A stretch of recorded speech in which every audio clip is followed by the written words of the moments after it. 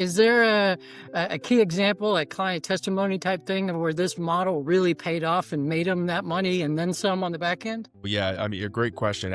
Absolutely. And I'll throw one more thing in there too before I kind of talk about some examples. And this is what made me think of the examples is if you're a business owner and you're looking to, sell your business or retire, if you have a few years yet, to prepare for that, you should think about buying a company yourself to get maximum revenue. So maximum enterprise value. And that's something that, again, the whole paradigm shift about creating wealth is if that's your goal is to maximize the amount of money that you're going to get when you sell your business, if you have a couple years yet, you should be acquiring businesses. Like really, you should be acquiring businesses. And, we don't have the ability to put graphics up right now, but the larger profit you have, the more multiple you get. So let's say you're a $5 million company and you're making, let's just for easy numbers, you're making $1 million in EBITDA, right? Well, you might get a multiple of 3.5, maybe 4. Again, it's going to depend on a number of things. It's going to depend on what's going on inside the company. It's going to depend on the industry. It's going to depend on a number of factors. But let's just say you get a multiple of 4 for that business. Well, if you want to retire in 2-3 years, you acquire another company. Let's just say you do, but you acquire it at a multiple of 4. Well, now, just because you have 2 companies under one entity, right? You now go from $1 million EBITDA to $2 million EBITDA. Your multiple is now higher because of it. Your multiple that you're going to get is maybe a multiple of 4.5. Maybe 5. And if you buy 3 or 4, put them under the same umbrella. Let's just say you buy 5 companies. You started out with $1 million EBITDA. You buy 5 of them in 3 to 5 years, right? If you got a 5-year runway, you buy 5 of those companies, put them under one entity. You now have $5 million EBITDA. You're now looking at a multiple of 7-ish, right? Again, it's going to vary. You bought them at 4.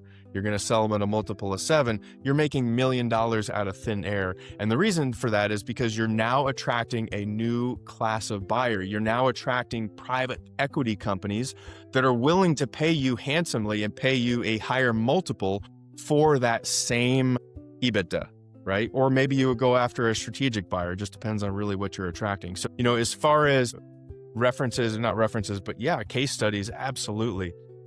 I think of one HVAC company right now that he didn't actually exit. The one that's coming to mind is he actually did a merger, but the merger that he got after working with us was significantly higher, and we prepped him for that because of all of those things that we did. When we first started working with him, he was extremely involved in the business. He was running the day-to-day.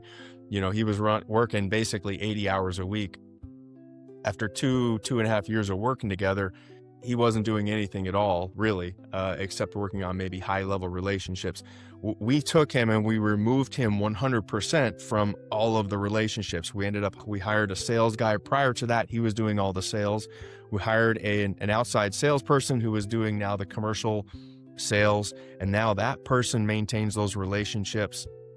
And we put in someone that's running the day-to-day, a service manager. He was doing all this stuff before. So now we've got a service manager that's doing all of that. And he actually felt a little bit guilty at first. He's like, well, I feel like I should be doing something. No, you shouldn't. This is what a business is. What you were doing before was called self-employed. Robert Kiyosaki talks about this all day long, right? So getting to a place where you're not doing anything in that business. Maybe you're coming around for the ideally, quarterly reviews with your team, and you kind of help chart out the strategy of the company or the annual. Love it.